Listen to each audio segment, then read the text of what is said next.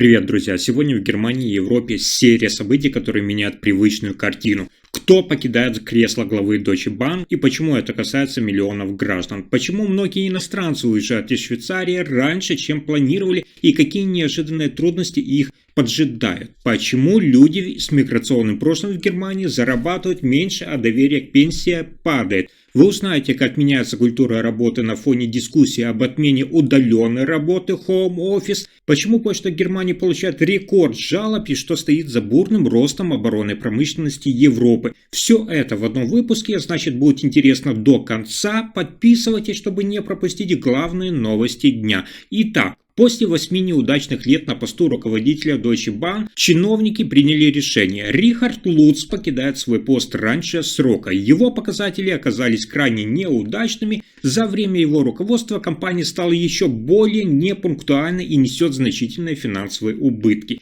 Министр транспорта Патрик Шнайдер прямо заявил, цитата, «Ситуацию считают крайне сложной». Он подчеркнул, что теперь необходимы реальные изменения, не просто новая глава, но и стратегия восстановления. За время руководства Лутц накопил серьезный багаж невыполненных обещаний. Пунктуальность поездов снижается, для пассажиров ситуация стала все менее предсказуемой. Правительство хочет представить новую стратегию уже 22 сентября. Одновременно должен начаться отбор преемника, который сможет вывести компанию из кризиса. Таким образом, отставка – это знак начала перемен, от слов к действиям. Новая команда получит шанс доказать, Deutsche Bank можно и нужно возвращать в путь.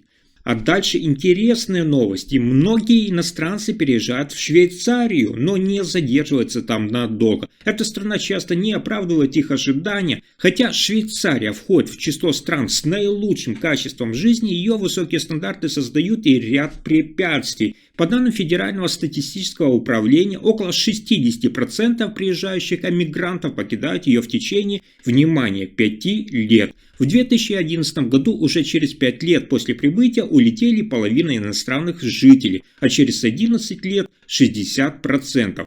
Среди причин это высокая стоимость жизни. Как отмечают опросы, около 65% экспатов испытывают финансовый стресс из-за дорогого жилья, медстраховки и продуктов, несмотря на уровень доходов. Другая проблема – это социальная изоляция и сложности с адаптацией. Многие не чувствуют себя дома, испытывают трудности в восстановлении дружеских связей и даже считают местных жителей недружелюбными. Дополняют картину строгие визовые и лицензионные требования, особенно в регулируемых профессиях. Иностранцам приходится заново подтверждать квалификацию, что затрудняет интеграцию. Итог. Швейцария привлекательна для приезжих, но ее реальность дорогая, трудная и нередко одинока. Каждому, кто задумывается о переезде, стоит взвесить не только плюсы, но и скрытые сложности. А теперь важная новость о личных финансах в Германии. Сразу два крупных исследования показывают, люди с миграционным прошлым в Германии в среднем зарабатывают ощутимо меньше, чем местные жители. Например, в одной из стран, участвующих в международной оценке, мигранты из первого поколения получают на 19,6% меньше, чем немцы. Даже дети этих мигрантов из второй генерации зарабатывают примерно на 7,7% меньше. Причина различий – это не дискриминация по оплате уже самой работы, а ограниченный доступ к более высокооплачиваемым отраслям и позициям. Это объясняет примерно 3/4 разницы в доходах. Также данные демонстрируют, что разрыв в зарплате более выражен среди женщин с миграционным прошлым. Они получают примерно на 17% меньше, даже в равных условиях. Особенно сильные различия зафиксированы у тех, кто приехал из Восточной Европы или из стран, наиболее часто фигурируемых в миграционных потоках.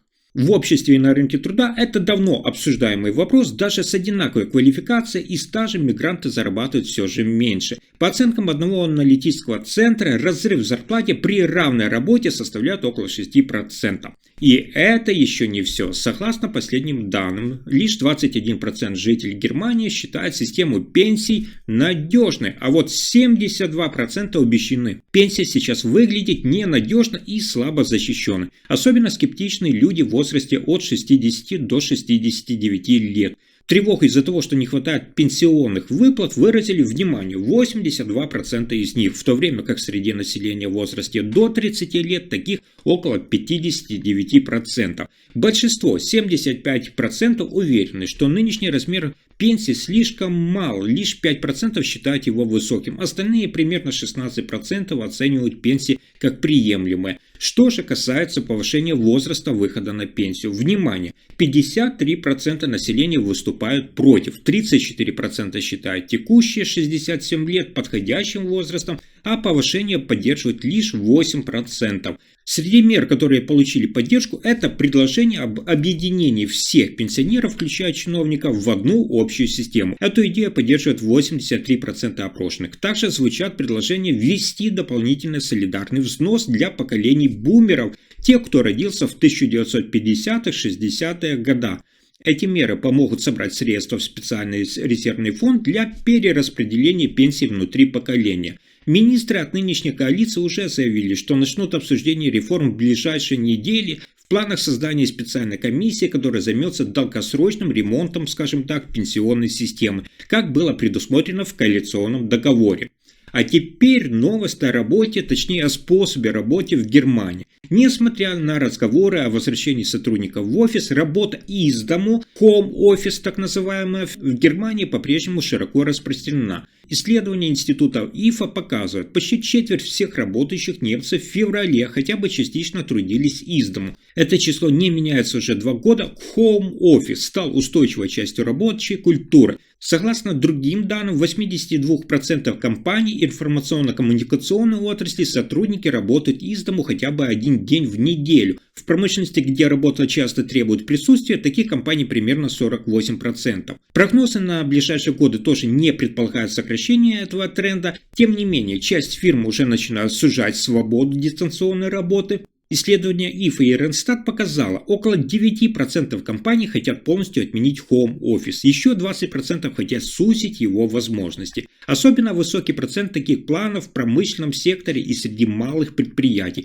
Причина – это ощущение работодателей, что личное присутствие в офисе важно для обмена идеями, укрепления командной работы и общей эффективности. И еще одна интересная новость, которая касается непосредственно нас с вами. Жители Германии все чаще выражают недовольство тем, что письма и посылки приходят с повреждениями, задержкой или не доходят. По словам пользователей Reddit, найти долгожданное письмо к середине недели – это редкость, а в ящике часто оказываются свертки из газет за несколько предыдущих дней или неделю. Только в первой половине 2025 года количество жалоб превысило, внимание, 44 тысячи. Это новый рекорд. Причем около 60% касаются писем, они приходят слишком поздно, смятыми или вообще не доходят. Почти треть жалоб связана с посылками, а в 89% случаев недовольство связано именно с крупнейшим доставщиком на рынке. Почему такое происходит? В январе вступил в силу новый закон, увеличивавший время доставки писем с 2 до 3-4 рабочих дней. Формально почтовики улучшают сроки, но на деле это не отражает реального положения. Кроме того, одной из причин называют перегруженность логистики и изменения в структуре доставок. Раньше отправлений было меньше, сейчас больше, особенно посылок.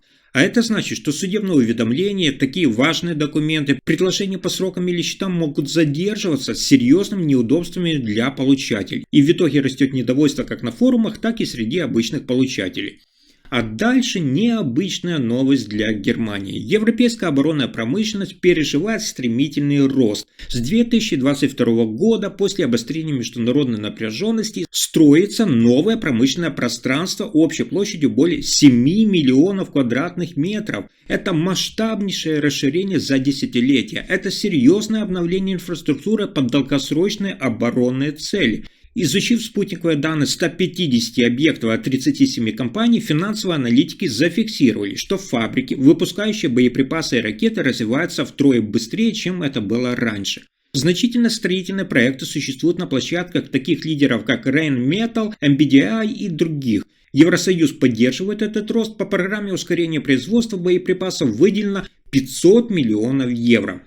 Уже сейчас объемы выпуска выросли с прежних 300 тысяч до 2 миллионов снарядов в год, и это только начало. Rheinmetall, например, собирается увеличить производство артиллерийских снарядов к 2027 году, внимание, с 70 тысяч до 1,1 миллиона. Правительства Германии, Норвегии, Венгрии и Великобритании активно финансируют оборонные кампании, чтобы укрепить обороноспособность и снизить зависимость от нестабильной поддержки. В планах создать новый фонд на сумму примерно 1,5 миллиарда евро, который позволит развивать производство ракет, беспилотников и артиллерии. Если информация оказалась полезной, ставьте лайк, подписывайтесь на канал и делитесь видео. Спасибо за просмотр.